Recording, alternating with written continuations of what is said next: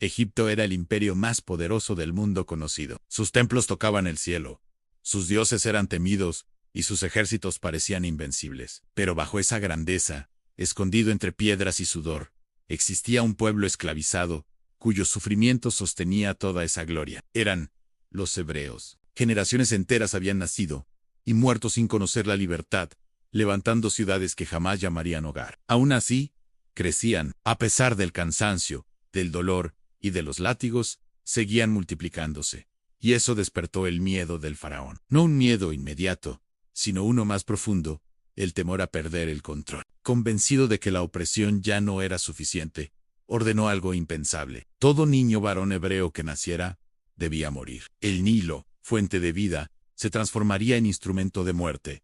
En medio de ese decreto, nació un niño. Su madre lo sostuvo, sabiendo que el mundo lo había condenado antes de respirar. Durante meses lo escondió apagando su llanto, desafiando al miedo cada noche. Pero cuando ya no pudo ocultarlo más, tomó una decisión desesperada y valiente. Lo colocó en una cesta, la selló con cuidado y lo entregó al río, no para que muriera, sino para que viviera. El Nilo lo llevó hasta un lugar inesperado. Fue encontrado por la hija del faraón, quien, conmovida, decidió adoptarlo. El niño creció en el palacio, rodeado de lujo, poder y conocimiento. Lo llamaron Moisés. Aprendió la lengua de los dioses de Egipto, la ciencia de los sabios y el arte de gobernar. Pero en su corazón siempre existió una grieta.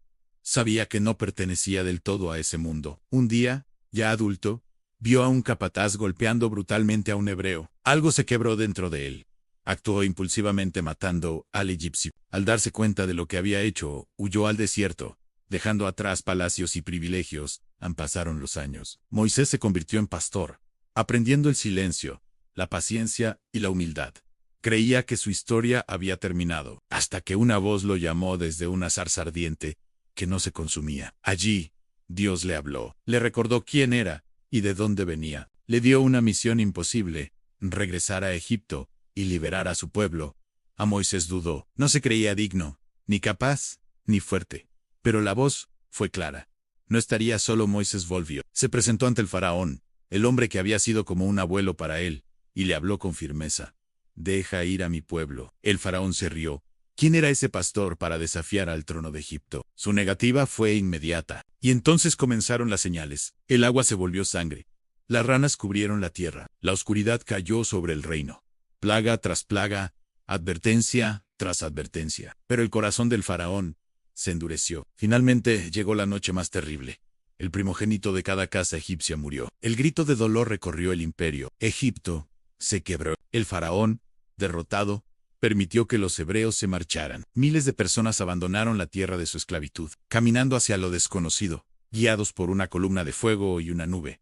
Pero la libertad no sería tan fácil. El faraón se arrepintió y los persiguió con su ejército. El pueblo hebreo quedó atrapado entre el mar y la muerte. El miedo regresó en las dudas. Entonces Moisés levantó su mano y el mar se abrió. Las aguas se separaron, formando un camino imposible. El pueblo cruzó. Cuando el ejército egipcio intentó seguirlos, el mar volvió a cerrarse. Del otro lado, al fin, eran libres. El desierto los esperaba. Hambre, sed, incertidumbre. La libertad también tenía pruebas. Pero allí, en medio de la nada, aprendieron a confiar. Recibieron la ley. Se transformaron en nación. Ya no eran esclavos sin nombre, sino un pueblo con propósito. El éxodo no fue solo un viaje físico. Fue el paso del miedo a la fe, de la opresión a la identidad, de la esclavitud a la esperanza. Una historia que recuerda que incluso el imperio más poderoso puede caer y que la libertad, aunque tarde, siempre encuentra su camino.